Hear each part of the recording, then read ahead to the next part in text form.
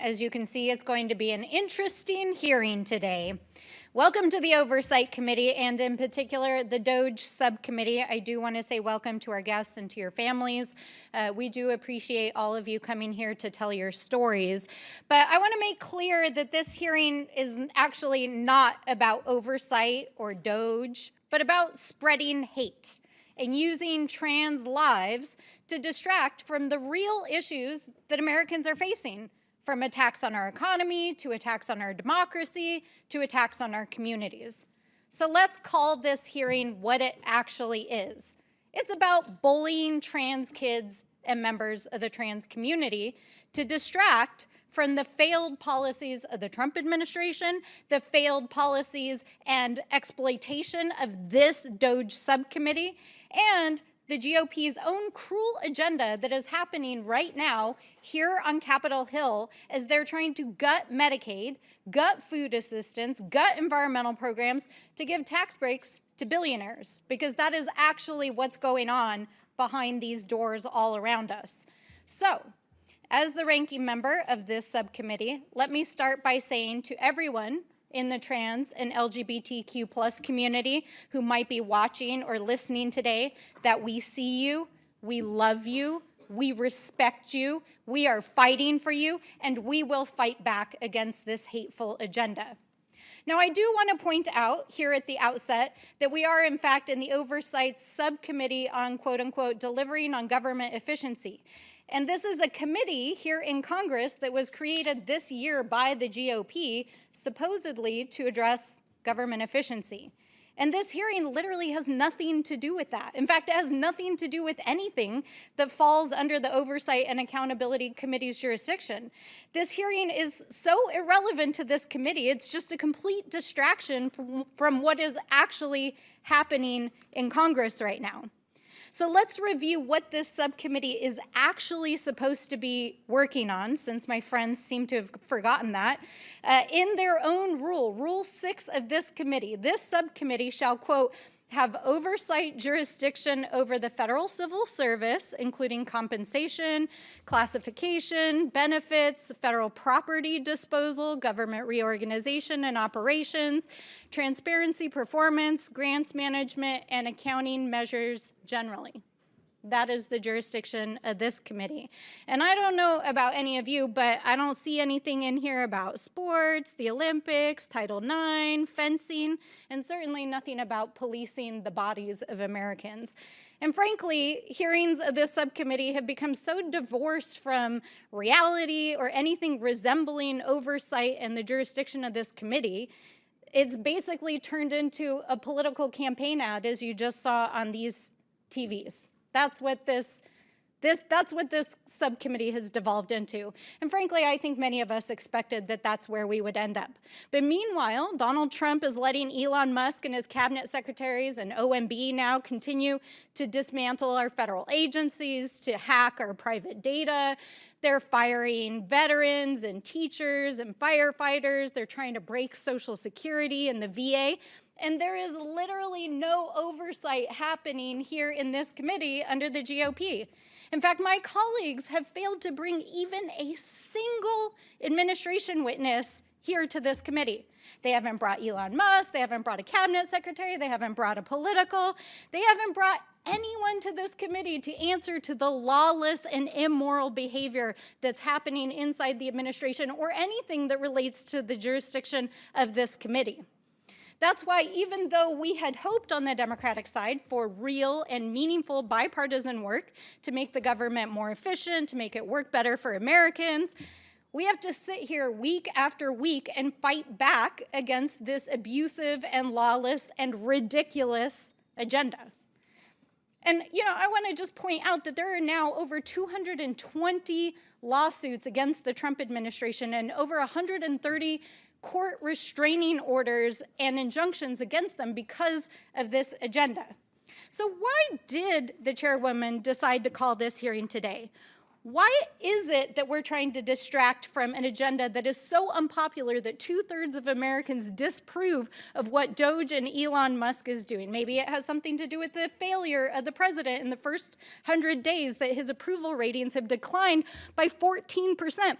Maybe it's to distract from the reality that our economy is tanking and prices are going up. Maybe it's because the budget that came to Congress last week doubles down on proposals to take food out of the mouths of children.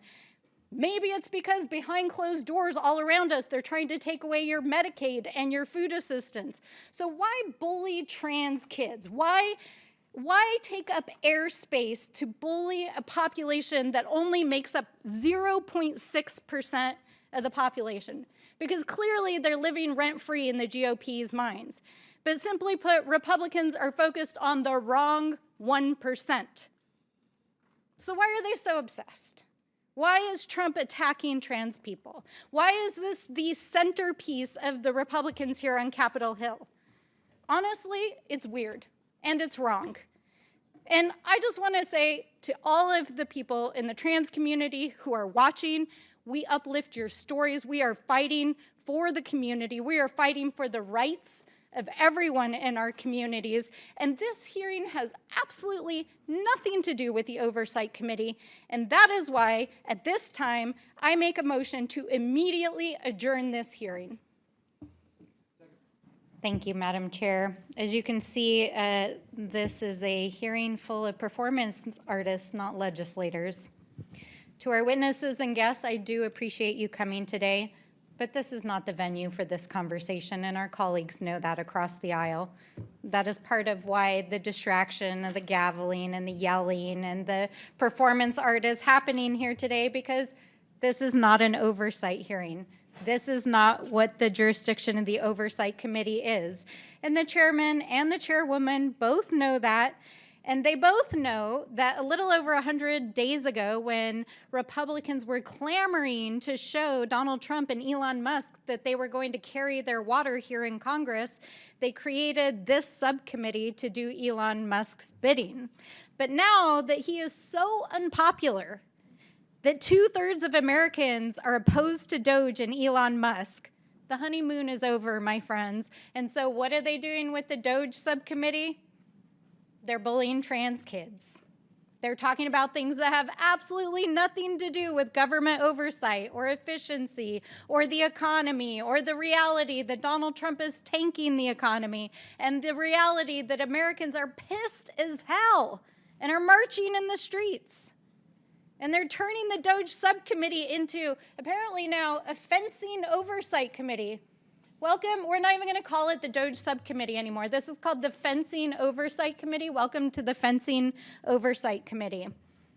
But in reality, we know this is all about bullying trans kids, as they are literally over on the floor debating renaming the Gulf of Mexico this week, because they have no real agenda other than tanking the economy, taking away health care, taking away food out of the mouths of children, and basically distracting the American people while they prepare the largest tax break for billionaires ever in the history of this country.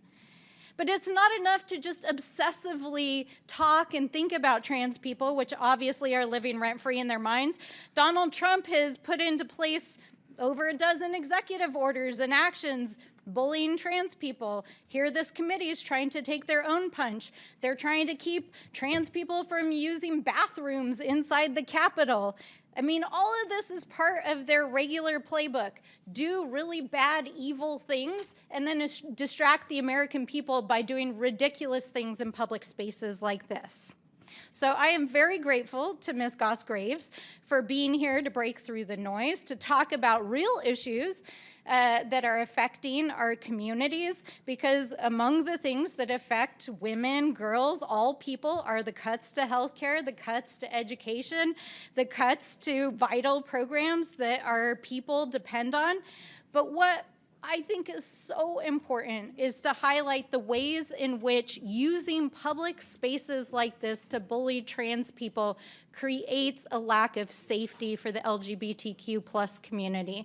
And so, Ms. Goss-Graves, can you talk about how exactly what's happening here today normalizes hate and how that translates into violence and hate against the LGBTQ+ community? You know, this is exactly my deep worry over the last couple of years, we have seen in states around the country and now in this body and from the president using government to attack some of our most vulnerable people. And the hateful rhetoric translates to violence. It's trans young people who are experiencing violence in school. And it also means that we have seen an increase in incidents of suicide. So when I think about young people today who may be tuning in, I want to reaffirm that their existence is okay and that they are supported.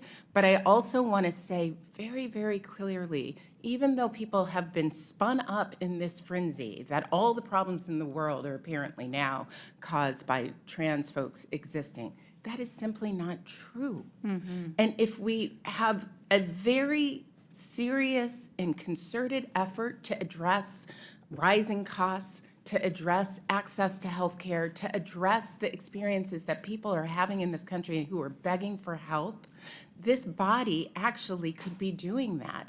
In an oversight way even, it would be especially important to hear this body do that so that we could have a conversation around what has the impact been for people in this country, for women and girls, because of DOGE. Those are the things I hear about all the time. Yes, thank you very much. And I also The gentlelady's time has expired. I also want to acknowledge The gentlelady's time has expired. I now recognize do we not have a- Ms. McLean from Michigan. Point of order. Allocated You time. took a minute of my time, wasting my time on a non-point of order. The gentlelady's Madam time has Chair, the expired. I now clock was not recognize running during the Ms. point of McLean order. from Point of order. Your Michigan. time was not wasted. And to the trans I now community, recognize we Ms. McLean stand from- with you, with the Madam. LGBTQ plus community. We stand with you, and you can Madam break Chair. my eardrums all you want, Madam Chair, but we stand with the LGBTQ plus community, and you can gavel me till Order. This cows come hearing home will and it come to won't order. stop it. This hearing will come to order. Madam You Chair, I have a This question. hearing will come to order. Madam Chair, I This just- hearing will come to order. All right, well, it's been an interesting journey today, as it often is in this committee. You know, I want to start out by saying, yes, thank you to our witnesses for sitting here in this toxic soup for the last 3 hours.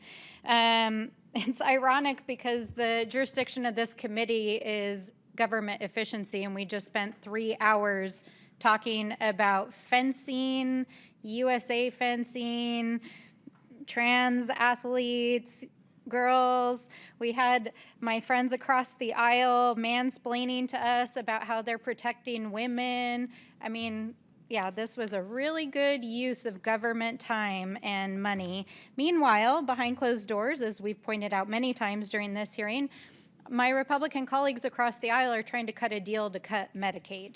Now, I don't want to diminish anybody's life-altering experiences, and I am genuinely sorry to hear that both of our young lady witnesses who are here today had horrible experiences. It is bad. I'm sorry to hear that you had a bad experience. And I want to acknowledge that, and I appreciate you coming and appearing before the committee today. But I don't need a bunch of GOP Republican colleagues mansplaining at me for 3 hours to tell me that they're trying to take away my rights. They're trying to take away your medical care. They're trying to take away environmental protections. They're trying to take away food assistance for the seniors and children of this country. Like, this hearing has nothing to do with substance for the United States. It has nothing to do with defending women's rights, has nothing to do with defending the rights of girls. It is all about using the issue of transgender lives to distract from the nefarious plots that are actually happening in this building while we're sitting here to actually take away your civil rights, your human rights, and your access to vital life-saving care and programs that are vital to millions of Americans. That is actually what is going on here. But it is actually dangerous to the lives of trans individuals because trans individuals are being targeted, they're facing violence, and the only thing that is waste, fraud, and abuse in the DOGE subcommittee today is the waste of the last 3 hours of our lives that we will never reclaim.